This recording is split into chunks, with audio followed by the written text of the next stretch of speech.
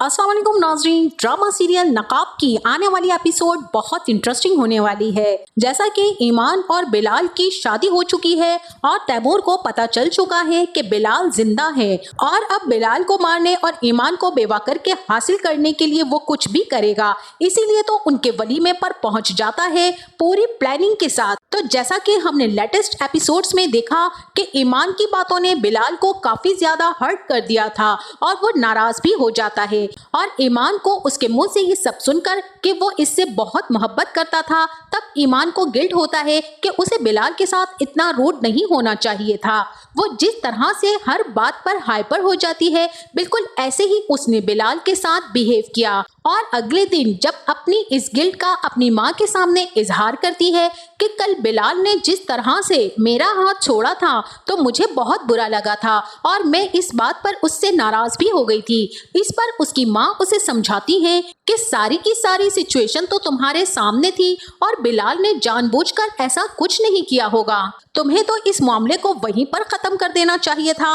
अब ईमान तो बहुत ही परेशान है कि बिलाल मुझसे नाराज हैं। मुझे लगता है कि मेरी बातों ने उन्हें बहुत ज्यादा हर्ट किया है और ईमान की बातें सुनकर बिलाल खुद ही उसके पास आ जाता है उसे मनाने के लिए। अब दोनों के दरमियान नाराजगी तो खत्म होती है और वो ईमान से कहता है कि अब तुम तैयार हो जाओ क्योंकि रात को वलीमा है। और जब वलीमे के लिए ईमान तैयार होकर आती है तो बिलाल उसे देखकर बहुत ही खुश होता है और कहता है कि तुम बहुत प्यारी लग रही हो, ऐसे ही मुस्कुराती रहा करो, बहुत अच्छी लगती हो। और ईमान भी खुलकर इस बात पर मुस्कुरा देती है तो बिलाल को भी हंसी आ जाती है। अब ये दोनों एक साथ हंसते हुए बहुत ही प्यारे लग रहे होते हैं और इसी के साथ वहीं दूसरी तरफ तैमूर को जब ये बात पता चलती है कि ज़ारा की बिलाल से बात हुई है और बिलाल ने उसे सेटिस्फाई कर दिया है कि ऐसा कुछ नहीं हुआ और मैंने तैमूर को गोली मारने का कोई ऑर्डर नहीं दिया है, इसीलिए अब तैमूर अपनी बड़ी प्लानिंग करता है। सबसे पहले तो वो ज़ारा को इस्तेमाल करता है।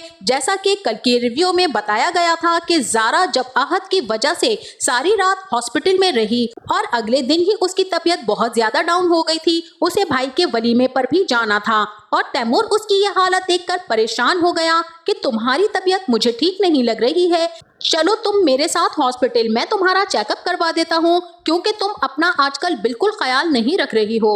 अब ज़ारा तो हैरान होती है और तैमूर को हैरत से देखती है कि तैमूर को अचानक क्या हुआ है। वो ज़ारा को कंधे से पकड़कर उसे अपने साथ लगाए गाड़ी में बिठाता है और तैमूर को इस तरह से ख्याल करते देखकर ज़ारा तो बहुत ही खुश हो जाती है और वहीं ये सारा मंजर देखकर उसकी माँ भी खुश हो जाती है और अपने शौहर से कहती है कि मुझे लगता है कि वो संभल रहा है, देखें जरा कितना चेंज आ गया है इसमें एक ही दिन में। लेकिन उसके वालिद जिन्होंने अपने बेटे का जुनूनीपन देखा होता है, यहाँ तक के ईमान के लिए वो अपने बाप का गिरेबान तक पकड़ लेता है और उन्हें झंझोड़ कर अपना गुस्सा निकालता है। वो अपनी बीवी से कहते हैं कि सांप डंग मारना छोड़ सकता है लेकिन तैमूर अपने इरादों से पीछे हटने वाला नहीं है। अब इन दोनों को अंदाजा ही नहीं था कि तैमूर कौन सा खेल खेलने वाला है। ज़ारा को वो लेकर हॉस्पिटल पहुंचता है और वहां पर मौजूद नर्स को कुछ पैसे देकर और ज़ारा का मोबाइल देकर उसे कहता है कि तुमने इस मोबाइल से बिलाल को फोन करके इतला देनी है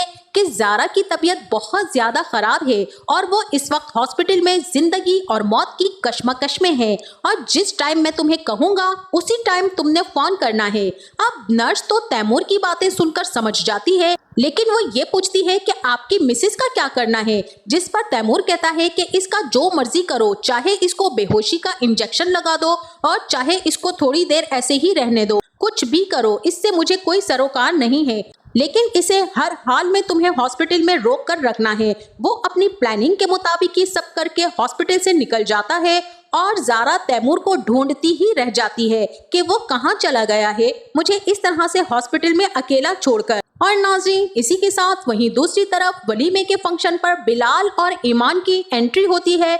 ये दोनों अब स्टेज पर बैठे हैं जब अचानक से बिलाल को फोन आता है उस नर्स का कि आपकी बहन हॉस्पिटल में है, काफी सीरियस कंडीशन है उनकी। ये सुनकर बिलाल के तो पैरों तले जमीन निकल जाती है और वो सोचता है कि क्या हुआ है ज़ारा को।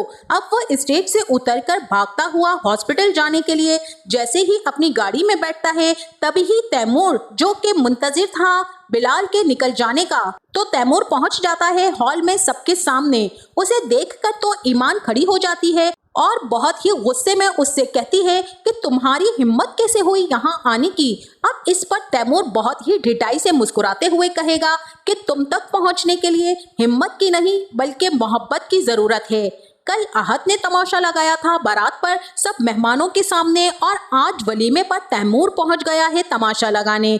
इससे पहले कि तैमूर आगे बढ़ता, आहत जो तैमूर की जासूसी कर रहा था कि कहीं वो ईमान को नुकसान ना पहुंचा दे, इसीलिए तो वो तैमूर के पीछे पीछे यहाँ फंक्शन में पहुंच जाता है अपनी गन लेकर और आते ही तैमूर के पेट पर बंदूक रखता है और बहुत ही प्यार और आराम से उसे धमकाता है कि मैं आपको लेने आया हूँ यहाँ से, चलिए आप मेरे साथ, वरना तो मैं ये गोली चला दूंगा। तैमूर इस सारी सिचुएशन पर बहुत ही ढिठाई से मुस्कुराते हुए आहत को देख रहा होता है। अब उसे ये लगता है कि आहत क्या ही बिगाड़ सकता है मेरा, वो अपनी इतनी बड़ी प्लानिंग को ऐसे जाया होने नहीं दे सकता था। आहत को समझाता है कि तुम बीच से हट जाओ, ये मेरा और ईमान का मामला है। आहत की तो आंखों में पहले ही खून सवार है और वो तैमूर से कहता है कि जो कुछ आपने किया है मैं उसे कभी माफ नहीं करूंगा। यकीन करें, यही सबके सामने आपको जान से मार दूंगा अगर आप अभी और इसी वक्त मेरे साथ ना चले तो। अब तैमूर आहत की इस धमकी से डर जाएगा कि आहत तो काफी ज्यादा सीरियस है, लेकिन इसका प्लान खराब हो गया। इस बात पर तो उसे बहुत ही अफसोस होगा। और इसी के साथ वहीं दूसरी तरफ बिलाल जब हॉस्पिटल पहुंचेगा तो ज़ारा उसे देखकर हैरान हो जाएगी और उससे कहेगी कि तुम अपना वलीमा छोड़कर यहाँ पर क्यों आ गए हो, जिस पर बिलाल कहेगा कि हॉस्पिटल से मुझे फोन आया था कि तुम इमरजेंसी में हो। ये सुनकर ज़ारा तो बहुत ही हैरान होगी और कहेगी कि ऐसा तो कुछ भी नहीं है, मुझे तो तैमूर यहाँ पर लेकर आए थे चेकअप करवाने के लिए, लेकिन अब खुद पता नहीं कहाँ चले गए। ज़ारा की ये बातें सुनने के बाद बिलाल एकदम से घबरा जाएगा और वो बहुत अच्छे से इस बात को जानता है कि तैमूर इस वक्त कहाँ गया होगा। वो फौरन से वापस पहुंचता है अपने वलीमे के फंक्शन पर, जहां पर ईमान और उसके माँ बाप स्टेज से उतरकर एक साइड पर सोफे पर बैठे बहुत ही ज्यादा परेशान हैं। पता नहीं क्या हुआ, बिलाल ऐसे क्यों चला गया है। वहीं दूसरी तरफ जब तैमूर घर पहुंचता है और ज़ारा को वो सारी बात पता चल चुकी थी कि तैमूर ने कितनी बड़ी साजिश की है उसका इस्तेमाल करके, वो इस पर चिल्लाता है कि आवाज नीचे रखो, मैंने तो कुछ गलत नहीं किया, गलत तो तुम्हारा भाई है जो खजाने पर नाग बनकर पहरेदारी कर रहा है। ईमान तो शुरू से ही मेरी थी और मेरी ही रहेगी, चाहे इसके लिए मुझे कुछ भी करना पड़े। तो नाज़रीन, आपका इस ड्रामे के बारे में क्या ख्याल है, हमें अपनी कीमती राय से जरूर आगाह कीजिएगा। जाते जाते वीडियो को लाइक और चैनल को सब्सक्राइब करना ना भूलिएगा। अपना बहुत सारा ख्याल रखिएगा। मिलते हैं नेक्स्ट वीडियो में, तब तक के लिए अल्लाह हाफिज।